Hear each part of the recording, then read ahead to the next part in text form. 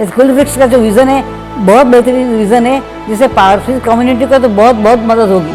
पारसी की पूजा का प्रसाद भी नॉन पारसी को नहीं देते। प्रोमिनेंट बिल्डिंग सब बनाए उन्होंने, जो अभी आज भी लोग जानते हैं उसको। ओनली पर्सन जिसको महाराज अपने कमरे में ले जाके बातचीत करते थे, then he become the second richest in Maharaja. तो महाराजा कभी उनको ड्राइवर को बोले कि क्वेश्चन जी जा रहे हैं तो आपको हॉर्न नहीं बजाना। मैं बड़ौदा की निवासी हूँ और बड़ौदा के बहुत प्रोमिनेंट फैमिली को बिलोंग करती हूँ। ये हमारा फैमिली का मंदिर है, क्रिएटेड, उसको बनाया ही हमारे ग्रेट ग्रैंडफादर ने, और तब से हम ही उसका मैनेजमेंट कर रहे हैं। All the finance and management is restricted to the family only. बाहर का कोई आदमी उसको मैनेज भी नहीं कर सकता और फाइनेंस भी नहीं कर सकता है। और उस तरह से ये इसकी स्थापना 1924 में हुई थी।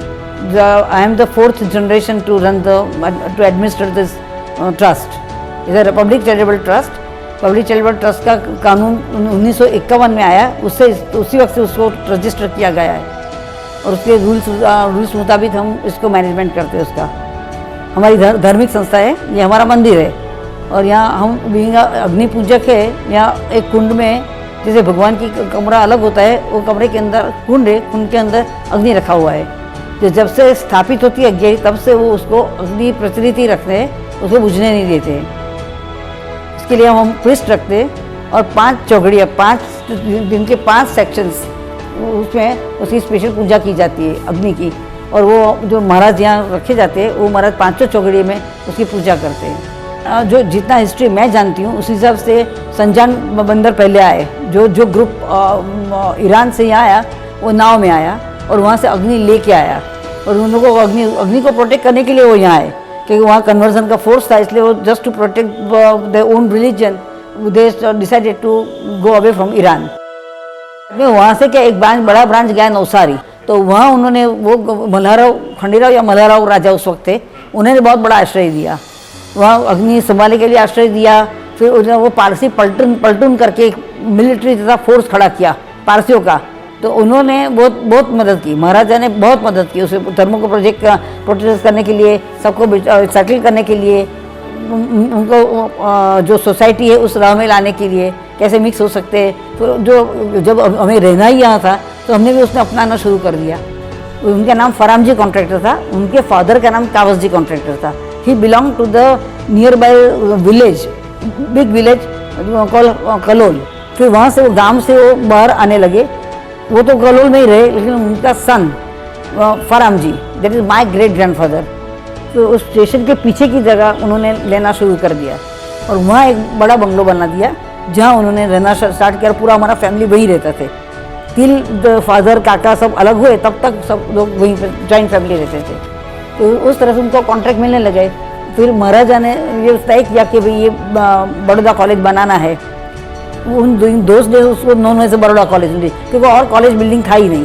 जैसे बड़ौदा कॉलेज के सब फैकल्टीज उसमें ही थे। तो उन्होंने एक ब्रिटिशर को कॉन्ट्रैक्ट दिया कि भाई आप बनाओ, और उन्होंने बोला कि अगर मैं बनाऊंगा, पर मेरे साथ एक असिस्टेंट को, मेरे जो फेथ का आदमी उसको मैं रखूँगा। तो उसमें मेरे ग्रेट ग्रैंडफादर को पसंद किया कि मैं इसको अपने साथ रखूँगा, जो पूरा सुपरविज़न और सब क्वालिटी कंट्रोल सब वो करेगा। तो उनको रखा। अब वो जो ब्रिटिशर था उसको मिडवे उसको प्रोजेक्ट छोड़ना पड़ा। उसका ऐसा कुछ रीजंस था कि जो उसको ये to go back to London. तो उन्होंने महाराजा को सजेस्ट किया कि अगर आप ये प्रोजेक्ट को अच्छी तरह से कंप्लीट करना चाहते हैं तो इसको ही कंटिन्यू कीजिए, वही अच्छी तरह से करेंगे। तो that was the biggest contract he got in this life. ये बड़ौदा का जो डोम वाला बिल्डिंग है ना, वो ये dome is the second biggest in Asia.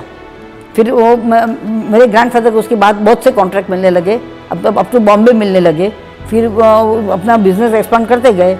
वो he was not a qualified engineer, not a qualified architect. अपने नॉलेज के हिसाब से ही सब कुछ किया। मेरे ग्रैंडफादर ने कुछ नहीं किया, उसके बाद उनके बच्चों ने भी कुछ नहीं किया। और ऐसा कि जब इतनी वेल्थ इतना था, इतनी लग्जरी से रहना था, तो सेकंड रिचेस्ट देन महाराजा, वो कैपेसिटी आ गई कि वो सेकंड रिचेस्ट देन महाराजा। इतना सब कंस्ट्रक्शन भी किया कि पुराना बड़ौदा रेलवे स्टेशन से वो भी उन्होंने कंस्ट्रक्ट किया। यहाँ नवा यार्ड एरिया करके है, वहाँ पे पुराना रेलवे स्टेशन था, वो भी उन्होंने बनाया था। जब ये नया रेलवे स्टेशन बनाया, उसको डिमोलिश करना था तो उसको सुरंग लगा के तोड़ना पड़ा था, इतना मजबूत काम था। फिर दूसरा कोई ब्रिज भी बड़ा बनाया था। फिर जब महाराजा ने जब अपना पैलेस शुरू किया ही इंसिस्टेड के ब्रिक्स तो फरामजी की होनी चाहिए। फिर आजवा सरोवर है, जब वाटर कैचिंग लेक है हमारा, जो बड़े बड़े बड़ा को सप्लाई करता था, उसकी ब्रिक्स भी वो बनाने में ब्रिक्स भी यहीं की गई। ऐसे प्रोमिनेंट बिल्डिंग सब बनाए उन्होंने, जो अभी आज भी लोग जानते हैं उसको। सयाजीराव महाराज जैसा जो महाराजा नहीं होता तो हमारा ये बड़ौदा आज होता ही नहीं, ऐसा बड़ौदा ही नहीं होता। तो मेरे परदादा थे वो बड़ौदा रत्न थे। वो he was the only person जिसको महाराजा अपने कमरे में ले जाके बातचीत करते थे, दूसरे लोगों को नहीं करते थे। फिर वो जो फराम जी ने जो इतना एस्टेब्लिशमेंट किया, वो सब उनके 19 सन पेशन जी को दे गए कि मैं तेरे को देता हूँ, तेरे को कुछ कर, तू दुनियादारी की बहुत ऐसी समझ नहीं धराता है कि तू कोई आपको पैसा लूट लेगा, तो आपको जो मैंने रखा है उसी में रखना।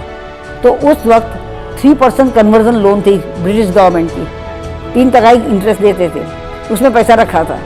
कोई इनको बोलता भी था कि देखो अभी तो ज़माना बदल गया, अभी तो आप, ये सब इंडिपेंडेंस पहले की बात है कि आपको बड़े इलाज में रखना चाहिए। तो नहीं, मेरे फादर ने ना बोला है कि मेरे उसको डिस्टर्ब नहीं करना, तो मैं नहीं करूँगा। तो मैं इसमें से मैं बहुत लग्जरी से रह सकता हूँ, क्योंकि then he become the second richest in Maharaja.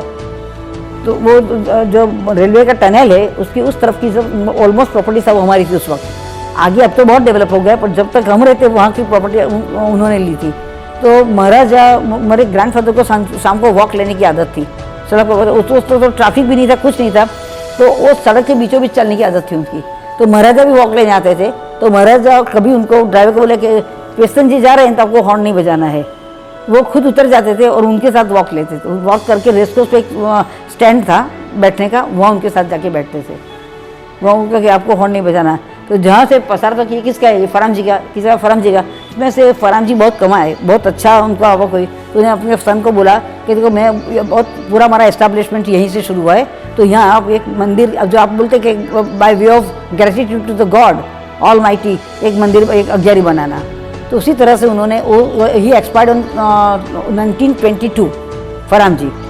Question ji started constructing again 2023 and 24 में ख़त्म हुआ और 24 में शुरू किया। आज भी वो सयाजीराव महाराजा से जो हमारी रिलेशन शुरू हुई थी, तो आज भी उनके वंशज में अभी जो राजमाता है शुभांगिनी राजे, उसके साथ आज भी मेरा रिश्ता अच्छा है। इस कुल वृक्ष का जो विज़न है बहुत बेहतरीन विज़न है, जिससे पारसी कम्युनिटी को तो बहुत मदद होगी। एक दूसरे की हकीकत जानने का मौका मिलेगा, उसमें से क्या मार्ग निकालना उसका मौका मिलेगा।